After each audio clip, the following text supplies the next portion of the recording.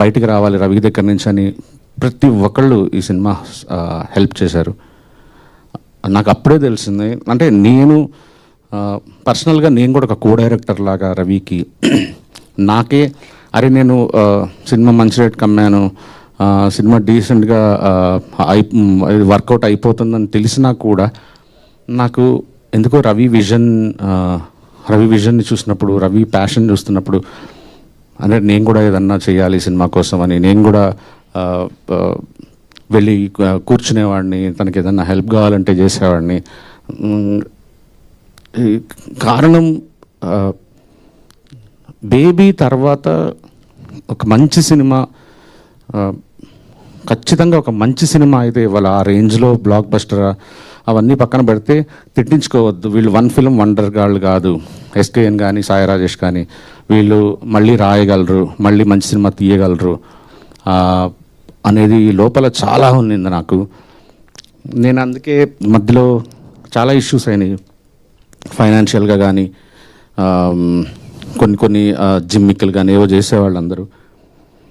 నాకు ఒక కాన్ఫిడెన్స్ పక్కా ఉండేది. అంటే ఎస్కేఎన్ చెప్పినా నేను పెద్ద టెన్షన్ తీసుకోలే. ఎందుకు తీసుకోలేదంటే నేను సూపర్ కాన్ఫిడెంట్ ఏంటంటే ఈ సినిమా నాకు చాలా ఎపిసోడ్లు బేబీ కంటే కూడా బెస్ట్ ఫిల్మ్ అనే ఫీలింగ్ యాక్చువల్లీ.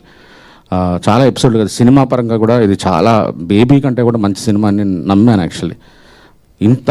నేను కథ నేను రాసి ఉండొచ్చు, కానీ ఇంత ఓన్ చేసుకొని ఒక డైరెక్టర్ తనది కాని కథ ఓన్ చేసుకొని ఇంత అద్భుతంగా తీయటం అనేది మేబీ ఈ సినిమాకి నేను డైరెక్టర్ అయితే కూడా ఇంత బెస్ట్ వచ్చిండేది కాదు షూర్గా. నాకు మధ్యలో ఎస్కేఎన్ ధీరజ్ కొద్దిగా రవి చాలా డేస్ ఎక్కువైపోతున్నాయి చూడు ఒకసారి నువ్వు అంటే, నేను ఫస్ట్ హాఫ్ చూశాను. నేను ఏదో షూటింగ్కి కూడా వెళ్ళలేదు. ఫస్ట్ హాఫ్ చూసిన వెంటనే చెప్పేశాను వదిలేసేయండి డైరెక్టర్ని, ఫుల్ ఫ్రీడమ్ ఇవ్వండి. నువ్వు ఏమాత్రం అతని వర్క్లో వేలు పెట్టినా కూడా ఒక మంచి సినిమా రాదు ఫర్ షూర్. ఇది అసలు ఈ రవికి అసలు మన బ్రెయిన్ అక్కర్లేదు ఈ సినిమాకి, వదిలేసేయండి అని చెప్పాను. ఈరోజు రవి బయట అసలు especially women they love your film and నేను నీ సెన్సిబిలిటీస్కి నువ్వు పెద్ద చాలా పెద్ద డైరెక్టర్ అవుతావు రవి, నో డౌట్. ఎస్కేఎన్తో మళ్ళీ చేస్తావా లేదా అది నీ పర్సనల్ విషయం.